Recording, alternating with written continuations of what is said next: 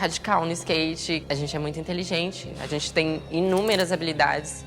Eu acho que as pessoas podiam começar a conhecer pessoas trans.